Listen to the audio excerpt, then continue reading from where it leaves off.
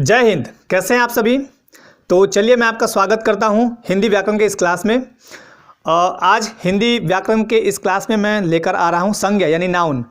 आगे बढ़ने से पहले मैं आपको बता दूं कि मैं हमेशा आपको इस चैनल में मिलता हूं। चैनल का नाम है आज़ाद जेपीएससी एकेडमी। यहाँ पे नियमित रूप से मैं झारखंड पढ़ा रहा हूँ। झारखंड लोक सेवा आयोग के लिए और झारखंड सीजीएल या फिर झारखंड के विभिन्न प्रतियोगी परीक्षाओं को ध्यान में रखते हुए मुख्य रूप से मैं जेपीएससी की तैयारी यहाँ पे करा रहा हूँ। नियमित रूप से यहाँ पे वीडियोस दिए जा रहे हैं। ये जो हिंदी वीडियो है वो एग्जाम इंडिया के लिए है। ठीक है, चलिए तो हिंदी स्टार्ट करते हैं। पिछले क्लास में मैंने आपको विराम चिन्हों का प्रयोग और विराम चिन्हों की संख्या बताई थी, उसके बारे में बताया था। संज्ञा इसको एक्चुअली हम संज्ञा बोलते हैं, ज्ञा को ज्या बोलते हैं। ठीक है ना। खैर चलिए, जो आप सुने हैं जो आप बोलते हैं वही चीज मैं भी बोल देता हूं। संज्ञा कहते किसे हैं? तो संज्ञा किसी प्राणी, वस्तु, स्थान, भाव आदि के नाम को संज्ञा कहते हैं।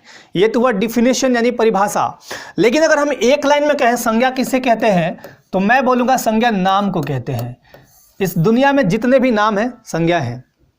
इस दुनिया में जितने भी नाम हैं संज्ञा है। ठीक है, कोई ना कोई संज्ञा है। जैसे तेल मटेरियल यानी द्रववाचक संज्ञा है। जैसे बुढ़ापा नाम है, संज्ञा है, भाववाचक संज्ञा। बूढ़ा क्या है? नाम है। तो बूढ़ा क्या है? जातिवाचक संज्ञा है। ठीक है ना। तो इसी तरह संज्ञा के कई रूप देखने को मिलते हैं। खैर चलिए, तो संज्ञा यानी नाम को ही हम संज्ञा बोलते हैं। अब यहाँ पे देखिए, संज्ञा के भेद का वर्गीकरण मैंने किया हुआ है। संज्ञा के भेद तो मुख्य रूप से ऐसे कभी भी किसी एग्जाम में पूछे आपको तो 5 बोल दीजिएगा। ठीक है। स्टैंडर्ड ग्रामर वगैरह में देखिएगा तो कहीं 3 मिल जाएगा, कहीं 2 भी मिल जाएगा, है ना। तो वो समेटने का काम है, एक ही में समेट देते हैं। खैर उससे मतलब नहीं। संज्ञा के भेद आपको जनरली बताने हैं 5। चलिए उस पर डिस्कशन करेंगे। लेकिन सबसे पहले हम वर्गीकरण करते हैं। इसके भेद का कई तरह से वर्गीकरण किया जाता है। तो सबसे पहला वर्गीकरण जीवंतता या अजीवंतता के आधार पर 2 भेद, प्राणीवाचक और अप्राणीवाचक।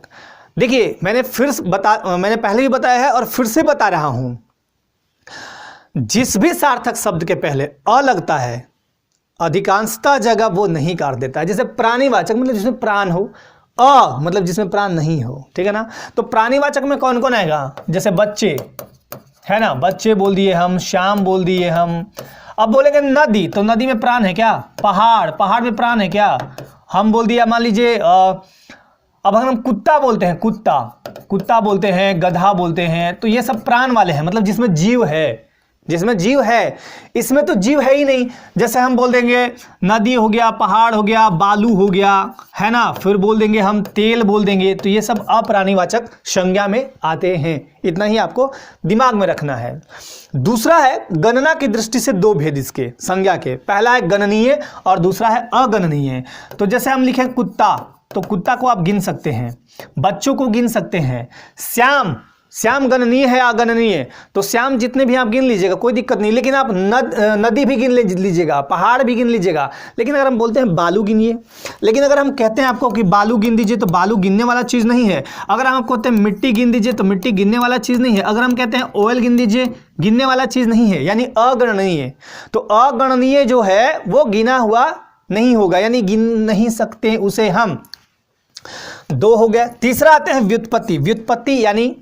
व्युत्पत्ति यानी जिसकी उत्पत्ति हुई हो, जिसको निकाला गया हो। ठीक है ना। तो व्युत्पत्ति के आधार पर इसके 3 भेद होते हैं, रूढ़, यौगिक और योग रूढ़। अब रूढ़ शब्द कौन होते हैं? नहीं बोलते हैं कि रूढ़िवादी विचारधारा के हैं, मतलब उनका विचारधारा हटेगा ही नहीं।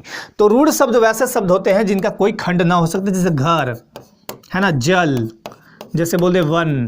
इनके खंड आप नहीं कर सकते हैं। मैं कलर दूसरा ले लेता हूं। इनके खंड आप नहीं कर सकते हैं।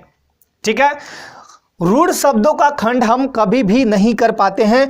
लेकिन ध्यान दीजिएगा, रूढ़ शब्द कैसे होते हैं? जिसके खंड निरर्थक। जैसे हम बोले घर, तो घा प्लस र, कोई इसका अर्थ निकल रहा है? कभी नहीं निकलेगा। और अगर हम उसी जगह कह दें यौगिक शब्द, अब यौगिक कौन होंगे? तो जिसके खंड हो सके। जैसे हम बोले पाठशाला, अब जैसे हम बोले रसोई घर, ध्यान दीजिएगा, रसोई घर। पाठशाला में क्या है? पाठ प्लस शाला मतलब होता है रहने का जगह। अब हम बोलेंगे पुस्तकालय या बोले विद्यालय, बोल दिए विद्यालय, तो यहाँ पे विद्या जोड़ आलय, यानी विद्या अलग हो गया, विद्या मतलब जो हम सीख रहे हैं, आलय मतलब घर, रसोई घर, रसोई अलग हो गया, घर अलग हो गया। तो इसका हम खंड कर सकते हैं, यानी यौगिकों के खंड हो सकते हैं और इनका सार्थक मीनिंग निकलता है। तो यौगिक शब्द इन्हें कहते हैं। अब योगरूढ़ किसे कहते हैं? तो योगरूढ़ उस शब्द को कहते हैं, मतलब ये समझ लीजिए ये है बहुव्रीहि समास का एक टाइप। हम ऐसा नहीं बोल रहे कि ये बहुव्रीहि है। और बहुव्रीहि समास में क्या होता है कि कोई एक तीसरा अर्थ निकलता है। जैसे हम बोलेंगे पंकज, अब यहां पे ध्यान दीजिएगा कैसे बनेगा, पंक जोड़ ज, पंक जोड़ ज, पंकज। अब इसका हम खंड किए हैं, योगरूढ़ शब्द के क्या होते हैं, योगरूढ़ के हम खंड कर सकते हैं, लेकिन ध्यान दीजिएगा पंक में पंक और ज दोनों सार्थक शब्द हैं और पंक का अर्थ होता है कीचड़ और ज मतलब जन्म लेने वाला, ज मतलब जन्मा हुआ। तो कीचड़ में जन्म लेने वाला अर्थात हम बोल सकते हैं कमल। तो देखिए एक तीसरा अर्थ मतलब दूसरा एक अर्थ निकल गया। तो बहुव्रीहि समास में भी ऐसे ही होता है। जैसे बोलेंगे दशानन, दस है जिसके आनंद, यानी दशानन यानी रावण। अब दशानन जैसे ही बोलेंगे आपके दिमाग में तुरंत वो रावणवा के बारे में कहा जा रहा है ना। तो वहां पे जो है रावण वो एक दूसरा अर्थ, विशेष अर्थ देता है। उसी तरह योगरूढ़ शब्द होते हैं, ठीक है। रूढ़ शब्द वैसे होंगे जैसे हम बोलेंगे नाक, तो ना जोड़ क कीजिएगा तो कोई मीनिंग नहीं निकलता है। कलम, कल जोड़ नहीं, कोई मीनिंग नहीं निकलता है। तो वैसे शब्द जिनका कोई मीनिंग निकले, जैसे यहीं पे हम बोले दशानन, दस जोड़ आनंद, दस जोड़ आनंद मतलब रावण, तो यहां हम योगरूढ़ में उसे ले सकते हैं, ठीक है। तो व्युत्पत्ति के आधार पे 3 भेद। अब आते हैं अर्थ के आधार पे, तो 5 भेद। संज्ञा के कितने भेद? तो 5, जातिवाचक, व्यक्तिवाचक, समूहवाचक, द्रववाचक और भाववाचक। जातिवाचक को अंग्रेजी में बोलते हैं कॉमन नाउन, अंग्रेजी वाले भी सीखते रहिएगा इस चीज को। व्यक्तिवाचक को बोलते हैं प्रॉपर नाउन, समूहवाचक को बोलते हैं कलेक्टिव नाउन, द्रववाचक को बोलते हैं मटेरियल नाउन और भाववाचक को बोलते हैं आवश्यक नाउन। अब ध्यान दीजिएगा, इन्हीं 5 संज्ञा से बहुत सारे क्वेश्चन एग्जाम्स में पूछे जाते हैं। आपको सीखना यह है कि 5 संज्ञा में डिफाइन मतलब 5 संज्ञा है क्या, और 5 संज्ञा को हम अगर कोई वर्ड शब्द लिखा हुआ है तो उसको हम कैसे पकड़ पाएंगे कि ये कौन सी संज्ञा का उदाहरण है, ठीक है। तो चलिए सबसे पहले समझाते हैं आपको जातिवाचक संज्ञा का मतलब क्या होता है। पहला लिए हम जातिवाचक, हम एक एक कर यहाँ पे समझाते चलते हैं आपको। जिससे संपूर्ण जाति, पूरी जाति का बोध हो। अगर कोई शब्द है तो पूरी जाति का उसे बोध हो, उसे हम जातिवाचक संज्ञा कहते हैं। जैसे अगर हम मान लिया जाए, ले लिए बच्चा, ठीक है, बच्चा ले लिए। अगर हम बच्चा ले लिए, अगर हम मान लीजिए ले लिए लड़का, अगर हम मान लीजिए ले लिए पुरुष या महिला, ले लेते हैं एक महिला, है ना। तो अगर हम बच्चा लिए हैं तो बच्चा मतलब कौन बच्चा। देखिए इसको पकड़ने का मैं तरीका सिखाता हूँ, अगर तरीका सीख गए तो संज्ञा में कहीं दिक्कत नहीं होगी। रटिएगा मत किताब आप पढ़ने के लिए जरूर रखिए, लेकिन उसको रटना नहीं है, समझना है। अगर आपको समझ में आ रहा है, खूब भारत का भूगोल रट लिए हैं, इतना डिग्री अक्षांश ऊपर है, इतना है, नीचे है, ऊपर है, ऊपर में है आपका जम्मू कश्मीर, नीचे में है आपका Kanyakumari, Indira call, Indira point, Indira call, Indira point रट रहे हैं, लेकिन अगर आप समझ लिए ना तो याद रहेगा। उसी तरह संज्ञा को समझना है। जातिवाचक संज्ञा कहने का मतलब जिसमें आप क्वेश्चन लगाइएगा और अगर आपको उत्तर सही नहीं मिले तो वो जातिवाचक संज्ञा होगा।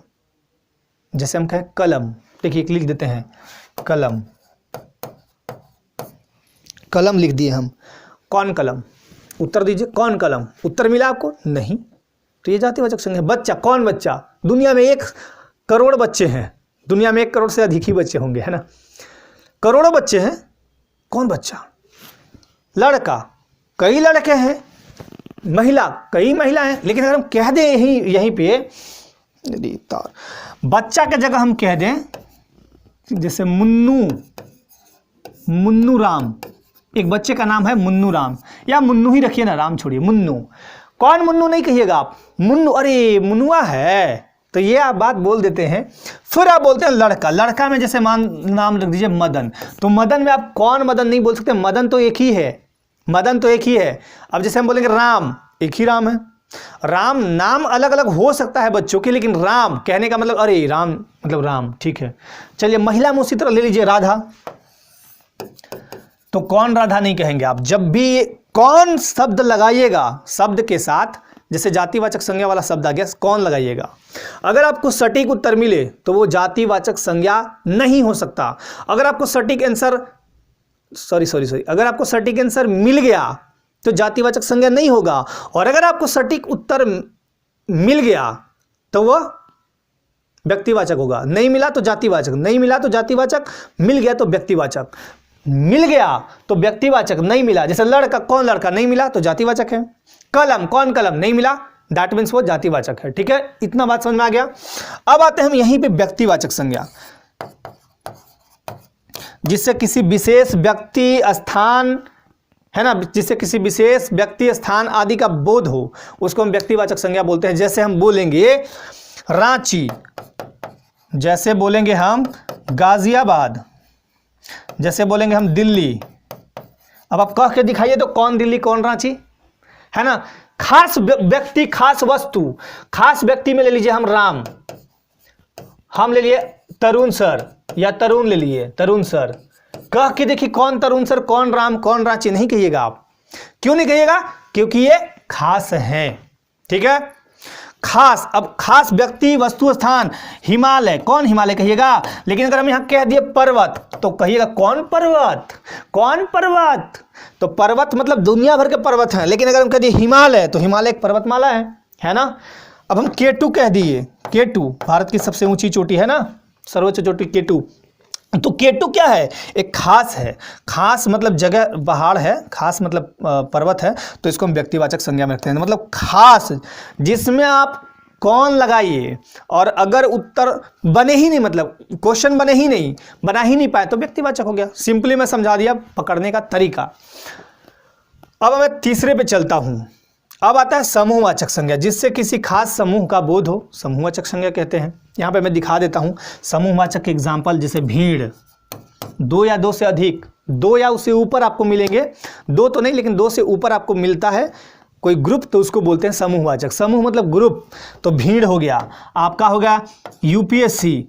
देखिए यूपीएससी क्या है, तो यूनियन पब्लिक सर्विस कमीशन, यहाँ क्या लगा है, कमीशन मतलब आयोग, उसमें कई लोग हैं। उसी तरह ले लीजिए आप यूपीपीएससी, मैं अंग्रेजी में भले लिख रहा हूं लेकिन हिंदी में समझ लीजिएगा। आयोग, भीड़ हो गया, आयोग हो गया, है ना, झुंड हो गया, टोली हो गया, झुंड हो गया, टोली हो गया, बाजार हो गया, हाट हो गया। हाट छोटा रूप होता है बाजार का, तो जितना भी भीड़ वाला। अब चाबी का गुच्छा हो गया, वो क्या है, सब समूहवाचक हैं। अब आपको समझाते हैं द्रव और भाववाचक। ठीक है, यहां पे मैं समझा देता हूं आपको द्रव और भाववाचक। ठीक है ना।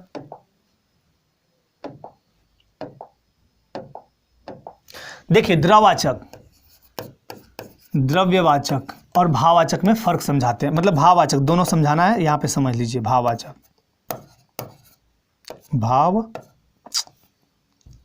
भाववाचक, ठीक है ना। द्रववाचक, जिससे माप तौल का बोध हो, मतलब जिसको हम माप या तौल सकें, वो सारे द्रववाचक संज्ञा में आते हैं। यहाँ पे मुख्य रूप से ठोस, द्रव और गैस आते हैं, गैस भी आएंगे, ध्यान दीजिएगा। जैसे ठोस में लेते हैं हम लोहा, लोहा को आप मापते तौलते हैं, ठीक है ना, ठोस हो गया। द्रव में ले लीजिए पानी, ले लीजिए शरबत, ले लीजिए शरबत, ले लीजिए दारू, ले लीजिए मतलब शराब ले लीजिए, है ना। शराब के नाम पे तो कई लोग बहुत खुश हो जाएंगे। और ले लीजिए O2 यानी ऑक्सीजन, इसको हम लिख लिए ऑक्सीजन। CO2 यानी कार्बन डाइऑक्साइड। और हम ले लिए आपका और भी बहुत सारा चीज़ है, जैसे लोहा, पानी, चांदी, है ना, ये सारा चीज़ ले लिए, पारा, ठीक है ना। तो ध्यान दीजिएगा इन सारे चीज़ों को। अब एक चीज़ और समझ लीजिए, कुछ चीज़ें और लेते हैं, चीनी और चावल, दोनों चीज़ समझिएगा। द्रववाचक संज्ञा जिसको हम माप तौल के यूज करते हो, द्रववाचक संज्ञा कहलाएंगे। लोहा, लोहा को कैसे लेते हैं मार्केट में जाके, आप क्या कहते हैं कि लोहा दीजिए, तो पूछता है कितना चाहिए। उसी तरह पानी, पानी को क्या बोलते हैं, जैसे मैं दिखाता हूं एक एग्जांपल, आप देख लीजिए। यहां पे मैं बोलूं कि मुझे पानी दीजिए, तो आप क्या कीजिएगा, एक बाल्टी लेके आइएगा क्या, तो आप एक ही क्वेश्चन कीजिएगा, सर पीना है, तो मतलब हाँ, तो आप एक देखिए इस टाइप का गिलास लेके आइएगा। ऐसा नहीं कि मेरे लिए बाल्टी में पानी लाइएगा। ये पानी जो आप दे रहे हैं, इसका एक माप है, निश्चित माप है। हमारे भारतीय संस्कार में ऐसा बोला गया है कि 1 गिलास पानी दीजिए, ठीक है ना, 1 गिलास। यही आप पंजाब में चल जाइए तो इतना छोटा गिलास रहेगा, वो 3 गुना इससे रहेगा। तो कहने का मतलब कि ये क्या है, एक माप है। उसी तरह आप चीनी लीजिए, शराब लीजिए, शरबत लीजिए, चांदी लीजिए, कुछ भी लीजिए। आप गाड़ी में जब टायरों में हवा भरते हैं तो क्या बोलते हैं, भैया जितना मर्जी उतना हवा भर दीजिए। उसका एक लिमिट होता है, उसका एक माप होता है, उसका एक मीटर लगा होता है जिससे आपका टायर का मतलब हवा मापा जाता है, मतलब टायर में जो ट्यूब होते हैं उसका। नहीं तो पता चला कि भरवा रहे थे, आए थे हरिभजन को, उठन लगे कपास मतलब भर रहे थे, उड़ गया। तो ये कहने का मतलब कि एक माप तोल के जो चीज़ यूज कर रहे हैं आप, जैसे बोलते हैं ना भैया 2 किलो टमाटर दीजिए, टमाटर तो बोलते हैं ना भैया थोड़ा मिर्ची दे दीजिए ना। मिर्ची थोड़ा नहीं देता है, वो एक माप देता है। वो देखता है कि अच्छा ये बार बार आती है, बहन जी बार बार आती है मेरे दुकान पे, तो वो माप के मतलब थोड़ा सा निकाल के 10-12 पीस मिर्चा आपके थैले में जरूर डाल देता है, लेकिन दिमाग में रखता है कि अगली बार मैडम जो आएंगी ना 1 रुपये से वसूलना है। तो मार्केट का अलग ही फंडा है। तो आप जब मांगते हैं ना थोड़ा पानी लाओ, आप बोलते हैं थोड़ा पानी दो, तो थोड़ा पानी मतलब क्या, आप मांगते हैं क्या कि इतना पानी दो, आप 100 ml बोल के लेते हैं क्या, नहीं, आप थोड़ा पानी दो। जैसे कभी कहीं से आते हैं मार्केट से थके हारे तो बोलते थोड़ा पानी लाओ, थोड़ा पानी पिलाओ, तो 1 गिलास पानी ही मिलता है। आपका माप तौल वही है। कहने का मतलब कि जब आप चीनी मांगते हैं मार्केट में तो क्या कहते हैं, 5 गो चीनी दीजिए, नहीं 1 kg चीनी दीजिए, आधा kg चीनी दीजिए, ऐसे करके मांगते हैं। तो ये माप तौल वाली चीज़ें इनमें आती है द्रववाचक संज्ञा में। अब भाववाचक समझिए, जिससे भाव प्रकट हो।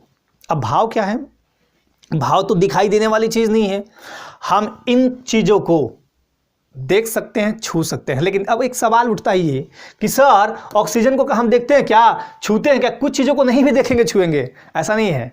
इसमें कुछ चीज़ों को, जैसे अब ऑक्सीजन वाली बात आ गई, या कार्बन डाइऑक्साइड, तो ना तो दिखाई देती है ना तो हम उसको छू सकते हैं। लेकिन ध्यान दीजिएगा, भाववाचक संज्ञा में एक चीज़ मैं बता रहा हूँ, याद रखिएगा, उसको महसूस कर सकते हैं, बाकी को महसूस नहीं करते हैं आप। इसे महसूस करेंगे हम, और महसूस के साथ साथ एक वर्ड और मैं जोड़ रहा हूँ, केवल महसूस नहीं, केवल महसूस तो उधर भी हो सकता है, कहीं भी हो सकता है, लेकिन भाववाचक संज्ञा पकड़ने का सबसे सिंपल ट्रैक बताता हूँ, सिंपल तरीका बताता हूँ। जो भी एक शब्द है आपको जांचना है कि भाववाचक संज्ञा है कि नहीं, तो उस शब्द को अपने अंदर डाल दीजिए। जैसे बचपन, एक शब्द लेते हैं हम, पहले यहाँ लिख लेते हैं आपका, हम बचपन, जवानी, सुंदरता, कुरूपता, बुढ़ापा। अब इससे आप समझ लीजिएगा बहुत अच्छे तरीके से भाववाचक संज्ञा। जैसे पहला जो शब्द है वो है बचपन, मैंने इस वर्ड को अपने अंदर डाला, उलुलुलुलुलु, ऐसे करने लगते हैं आप। बच्चे के छोटे छोटे हाथ हो जाएंगे, मेरे आँख छोटे छोटे हो जाएंगे, दांत इतने बड़े बड़े नहीं होंगे, मूंछ तो होगा ही नहीं, ये शर्ट पैंट का पहनावा बदल जाएगा, हो गया सारा कुछ चेंज हो गया। अब आप ऑक्सीजन मत डालने लगेगा अपने अंदर मतलब कहने का मतलब ये है, शरबत पानी को मत डालिएगा, सब डालने वाला चीज़ नहीं है।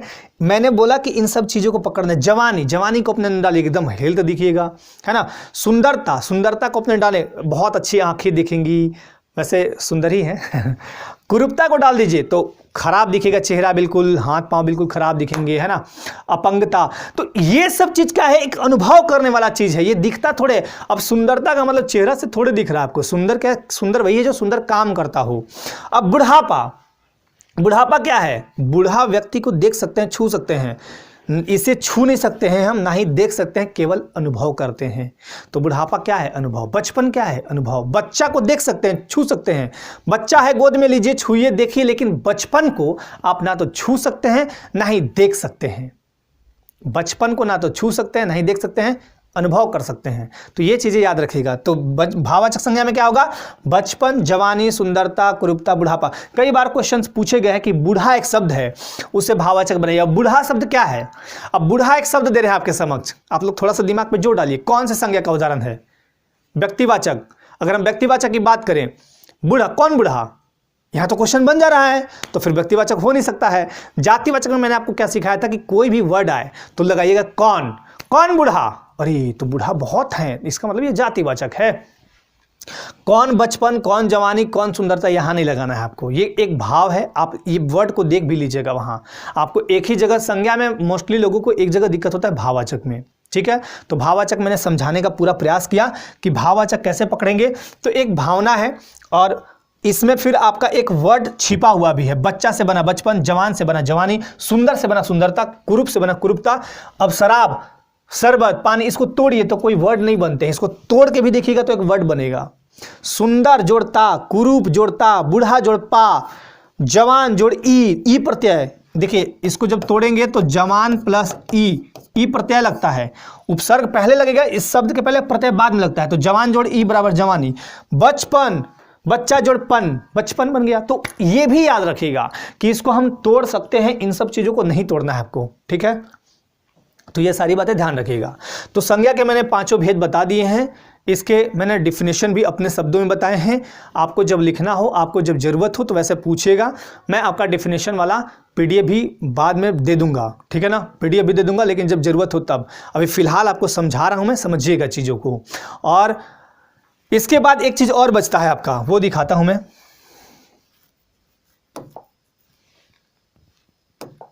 देखिए भाववाचक संज्ञा का निर्माण कैसे होता है। अब भाववाचक संज्ञा का निर्माण देखिए हर चीज से होगा। अब जातिवाचक से अगर हम बना रहे हैं तो बूढ़ा, जातिवाचक संज्ञा है, बूढ़ा से क्या बना, बुढ़ापा। नारी, नारी माने कौन नारी, जातिवाचक संज्ञा, जाहिर सी बात है, तो नारीत्व। अब नारीत्व का मतलब क्या होता है, कोई भी स्त्री है तो उसके अंदर जो भी चीजें हैं वो आप देख थोड़े सकते हैं, समझ में आ रहा है। उसी तरह माता, माता को आप देख सकते हैं, छू सकते हैं, है ना, माता के गोद में आप खेल सकते हैं। लेकिन मातृत्व, मातृत्व मतलब होता है उसके अंदर की ममता, जो एक माता में होनी चाहिए वो आपको दिखाई नहीं देता, आप अनुभव करते हैं। मित्रता, मित्र से बना मित्रता। देखिए मित्र, मित्र मतलब कौन मित्र नहीं पता, लेकिन इससे बनाता मित्रता। मित्रता क्या है, भाववाचक है, मित्रता, है ना। मित्रता मतलब कि मित्र के अंदर क्या है नहीं जानते हैं आप, देखे नहीं आप उस चीज को, उसके अंदर क्या भावना है। मनुष्य, मनुष्य को तो देख सकते हैं, छू सकते हैं। मनुष्यता नहीं बोलते, ह्यूमनिटी आप में है कि नहीं, मानवता है कि नहीं, मानवता नाम का कोई चीज बचा है कि नहीं, ऐसा बोलते हैं ना, तो वही है मानवता, ठीक है। तो वो भाववाचक संज्ञा। अब व्यक्तिवाचक से, राम जी एक व्यक्ति है, खास व्यक्ति का नाम है, तो रामत्व, राम के अंदर की चीजों को आप नहीं देख सकते हैं। शिव, शिव भगवान, शिवत्व, शिव भगवान के अंदर की चीजों को आप नहीं देख सकते हैं, केवल महसूस कर सकते हैं। उसी तरह सर्वनाम शब्द से, सर्वनाम मम, मम मतलब होता है मेरा, मेरा से ममत्व, अंदर का तत्व। अपना, अपनत्व, फिर ये भी आपको पता नहीं चलता है, अपनत्व नहीं बोलते हैं कि ये मेरा अपना है, अपनापन दिखा रहा है ना। अपनापन या अपनत्व एक ही बात है। यहाँ पे आप लिख सकते हैं अपना से अपनापन या अपनत्व। तो अपनत्व कैसे दिखता है, आपको वो चीज़ दिखाई नहीं देता है, वो चीज़ आप महसूस करते हैं, ठीक है। चलिए उसके बाद विशेषण, ये सारी चीज़ें मैं पढ़ाऊंगा, सर्वनाम विशेषण क्रिया आने वाले क्लासेस में। गुरु, विशेषण क्या है, गुरु, गुरु से बना गुरुता, ये भी आप नहीं देख सकते हैं। सुंदर, विशेषण क्या है, सुंदर, सुंदर से बना सुंदरता। सुंदरता किसी के अंदर होती है, बाहर नहीं होती है। आप सुंदर व्यक्ति को देख सकते हैं, उसके अंदर, जैसे अब मान लीजिए एक एग्जांपल के तौर पे मैं ले लेता हूं थोड़ी देर के लिए, बुरा ना मानेंगे। जैसे मान लिया कोई मुझे देखता है तो बोले बड़ा हैंडसम लग रहे हैं, बड़ा सुंदर लग रहे हैं सर आप, तो मैं सुंदर हूं, वो मुझे देख सकता है, छू सकता है, लेकिन मेरे अंदर की सुंदरता को, यानी मेरे अंदर क्या है उसको कोई नहीं देख सकता है, उसको केवल कुछ लोग महसूस करेंगे। अगर मैं अपने अंदर की सुंदरता को दिखाऊं तो वो महसूस करने वाला चीज़ है, ठीक है ना। सुंदर वही है जो सुंदर काम करता हो, है ना, चेहरे पे मत जाइएगा। क्रिया, क्रिया मतलब पढ़ना, क्रिया है, पढ़ना से पढ़ाई। अब पढ़ाई थोड़े देख पाता है कोई, पढ़ते हुए व्यक्ति को देखते हैं, व्यक्ति को देखते हैं, पढ़ाई, कितना पढ़ाई किया, है ना, मारना से मार। तो इस तरह आपका संज्ञा का रूप बदलता है। अब 2-3 चीज़ें और बताते हैं आपको। अब एक बात बताइए आप, एक वर्ड हम लेते हैं गोस्वामी। गोस्वामी है एक्चुअली कौन सा वर्ड, या अगर हम बोले जयचंद, इन 2 शब्द से आप समझिएगा, पहला है गोस्वामी और दूसरा है जयचंद, ठीक है ना। तो गोस्वामी, कौन गोस्वामी, बहुत सारे गोस्वामी है, कौन गोस्वामी कहिएगा, नहीं, गोस्वामी एक्चुअली क्या है, एक जाति है। और जयचंद, कौन जयचंद, जयचंद तो एक व्यक्ति का नाम है, ये भी खास है, लेकिन ध्यान दीजिएगा ये है व्यक्तिवाचक। कौन है, ये व्यक्तिवाचक है और ये भी व्यक्तिवाचक है। किसी खास जाति का नाम है गोस्वामी। और अगर हम बोले गोस्वामी तुलसीदास, तब भी व्यक्तिवाचक है। खास व्यक्ति का नाम है जयचंद। जयचंद के बारे में जानते हैं ना, अरे वही जयचंद जो 1194 में युद्ध हुआ था, कौन सा, चंदावर का युद्ध, जयचंद और मोहम्मद गोरी, जिसमें जयचंद मारा गया था। खैर, तो जयचंद और ये गोस्वामी दोनों है व्यक्तिवाचक, लेकिन जब इसका हम प्रयोग वाक्य में करते हैं तो आपको हम संज्ञा का जातिवाचक बना देते हैं। ये दोनों है व्यक्तिवाचक संज्ञा, लेकिन इसका हम वाक्य में जब प्रयोग करेंगे तो आपको जातिवाचक संज्ञा दिखा देते हैं। जैसे पहले तो इसको देखते हैं, देश को जयचंदों से हानि है, अब ध्यान दीजिएगा, यहां जो वर्ड आया वो हो गया जातिवाचक। ये ध्यान रखिएगा, यहां जो वर्ड आया ये क्या बन गया? जातिवाचक संज्ञा। क्यों बना बता देता हूं मैं। अब जैसे देश को जयचंदों से हानि है, मतलब जयचंद जैसे जो भी लोग काम कर रहे हैं वो एक जाति बता दिया। अब जाति कैसे बता दिया बता देता हूं। मान लिया जाए इस यूपी स्टेट में 25 व्यक्ति ऐसे हैं जो यूपी को बर्बाद करने पे लगे हैं, बाहरी लोगों को बुला के जयचंद हो गए। जयचंद क्या किया था? मोहम्मद गोरी का सहायता किया था ना पृथ्वीराज चौहान को हराने के लिए। मोहम्मद गोरी का सहायता कौन किया था? जयचंद। तो देश को हानि नहीं हुआ, तो यही वर्ड मैंने लिखा है, देश को जयचंदों से हानि है। दैट मीन्स ये जयचंद यहाँ पे क्या बनेगा? जातिवाचक संज्ञा। लेकिन अगर हम सिंपली जयचंद बोलते हैं तो क्या बनेगा? व्यक्तिवाचक संज्ञा। तो ये चीज समझ में आ गया। जैसे अगर हम बोले गांधी जी अपने समय के कृष्ण थे,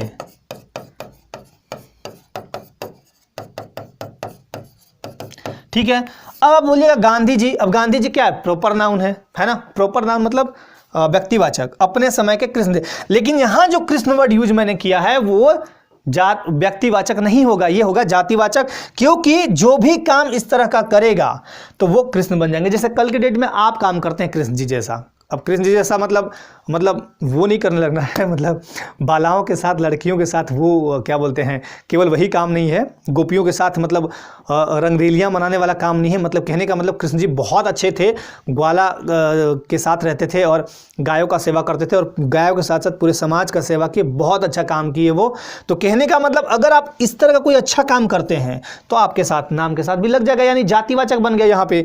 उसी तरह जयचंद, जयचंद था क्या? मतलब क्या किया था वहां पे? ध्यान दीजिएगा, बाहरी को बुला के यहाँ पे घर में एंट्री करा के घर वालों को मरवा दिया था। तो ये क्या है? इससे हानि है, जयचंदों से हानि है, यहाँ जातिवाचक होगा। तो कभी कभी जातिवाचक व्यक्तिवाचक का जातिवाचक के रूप में प्रयोग देखने को मिलता है।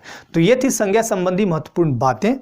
अब आपका अगले वीडियो में सर्वनाम दे दूंगा, ठीक है। तो इस वीडियो को बढ़िया से देखिए। आपको कहीं कोई क्वेरी होती है, कोई दिक्कत होता है तो आप कमेंट के माध्यम से क्वेश्चन पूछ सकते हैं, प्रश्न पूछ सकते हैं, ठीक है।